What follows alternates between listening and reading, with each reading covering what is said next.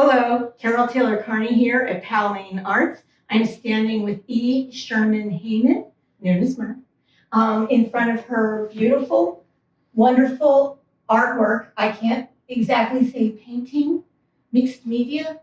It's a Sgraffito. I'm bad at saying it. I'll describe it later. Oh, goody. Okay, and Mer is going to explain this piece of artwork to us. So, there you go. Well, first, let me just explain the motivation for this project, which kept me going for about 2.5 years. I'm a Reformed English major. I may have mentioned that before. And I'm always very conscious of language. I use a lot of text in my work. And I began to come close to nervous breakdowns just sitting on a bus or walking down the street and hearing people, young people, old people, professors, businessmen, talking, and not one of them could say one sentence without using the word like 3 times. You know what I mean? Yeah. Like when you're talking, you can't like figure out what you're gonna like think. It's a step above duh. Right. It's kind of anyway, it's got on my nerves so much. I'm sure I do it too. I started thinking about states of mind, including my own, and started a whole series of pieces, 3 different sizes, called So I Was, like. So I was like happy. So I was like depressed. And I started thinking about the word like more positively.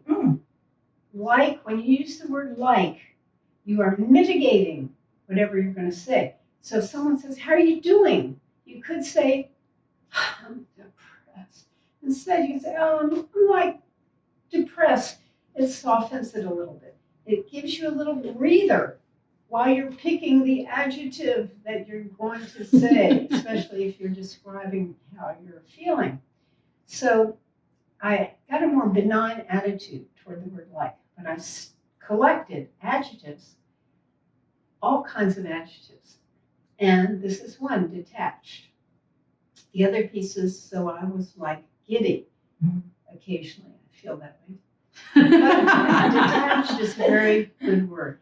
The medium is Sgraffito, which is an Italian word for scratching. And I layer oil pastels, wax oil crayon, and then layer it on top with iridescent oil pastels. And I have various tools where I can scratch through and make different textures. So it's easy to blend color. It's easy to do it. You don't really know what you're doing. You never know how it's going to turn out until after you do it, which is why. It's like magic. It's like magic. So the colors in this one, I think successfully were able to morph from warm, greenish gold, bronzy colors to morph down into aquas and cool blues. So that was an enormous amount of fun. And when I was doing each adjective, I came up with a font that depicted the word. Yeah. Just as the word, the piece Giddy has a font that goes like this, this one, the font is very detached. The letters are detached. Yeah. And of course, Even within themselves, they're detached from yes. the rest of them, right? And I have to point out, I've managed to bend my 4-ply museum board up a little on the edges to make a wee shadow. Yes. So it's A little detached. a little detached. You really do play with that word. I love that it makes so much sense that you are a Reformed English major because you are so fun with words. I did try to run Giddy in there so that people can see it. I'm just going to hand it to you. So this is one of the littler ones. I did a bunch of 12 by 12s. I did some that were 30 by 40. They're huge. For me, they're huge. And this was medium size, but I had such fun inventing a font for Giddy.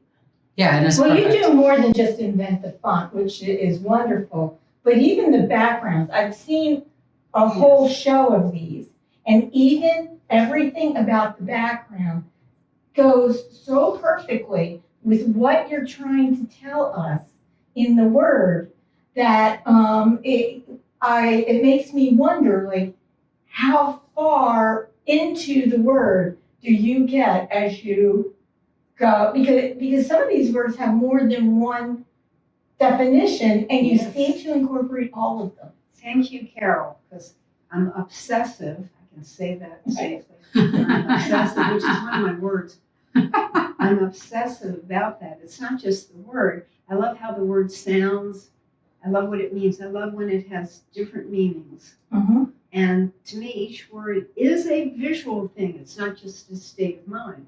So thank you for seeing that I managed to somehow do that. Yeah, and also, like, words are actual descriptors that are supposed to embody something that is ephemeral, that so we can identify the commonness of like an experience, and yet at the same time, we all know what those adjectives mean, but they're describing something that is actually kind of loosey-goosey, and without the word, we couldn't ever convey it. So to be specific about words and how you convey them is a real gift, because they can have myriad of meanings and contexts and things like that. I know. I did one that says verklempt. I don't know. Oh yeah, I've seen it. Yeah. Which I actually, love it.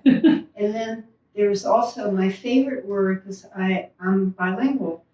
My favorite word in the French language is bouleversé, Mhm. which is one of those words that means sort of how it sounds, but it has a good meaning or it can have a bad meaning, and it just means kind of all shook up. If you see a beautiful film and you're crying through most of it, you're bouleversé. But also, if you pass a dead kitten on the street, you're bouleversé. So it covers a lot of ground. Yeah. Right.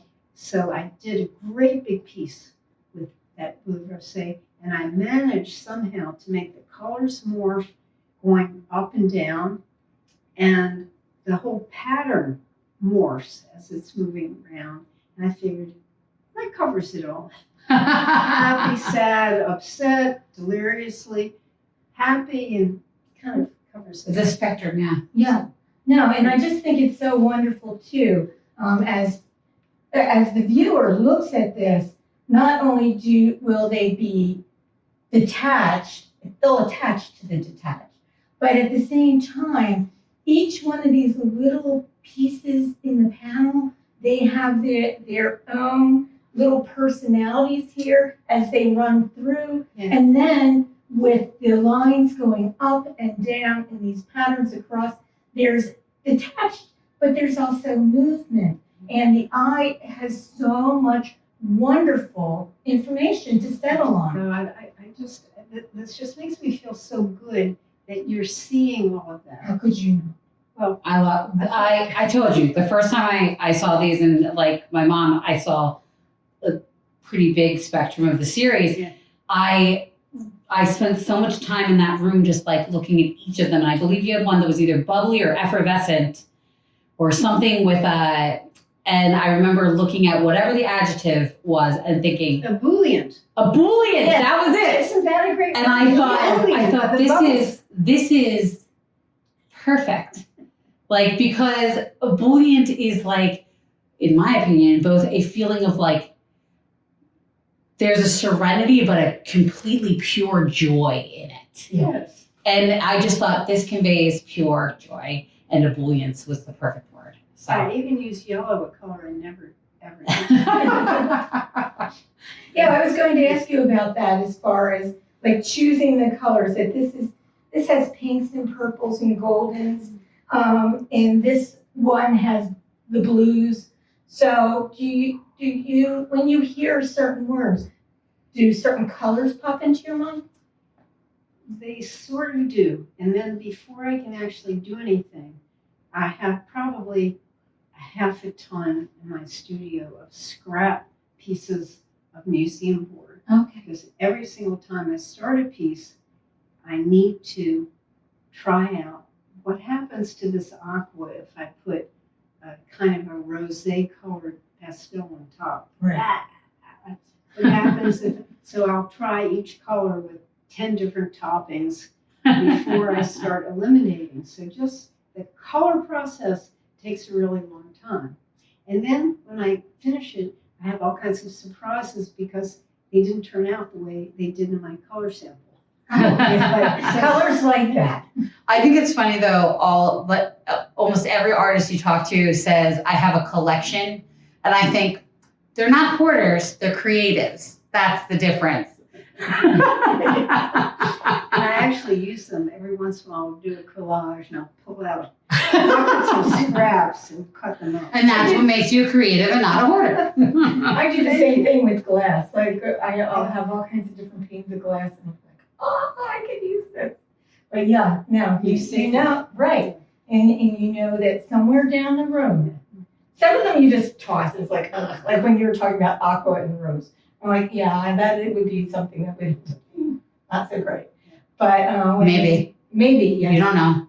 I'm sure there's a word that goes with it. Yeah. And you will find it. No. I was gonna say the word is black. You will find it. But no, I just think that these are so wonderful, and they could go in any space with any kind of furnishings and give you a feeling of creativity every day. That's right. So come in and see this wonderful work by E. Sherman Hayman at Powell Arts from June 2nd through August 7th.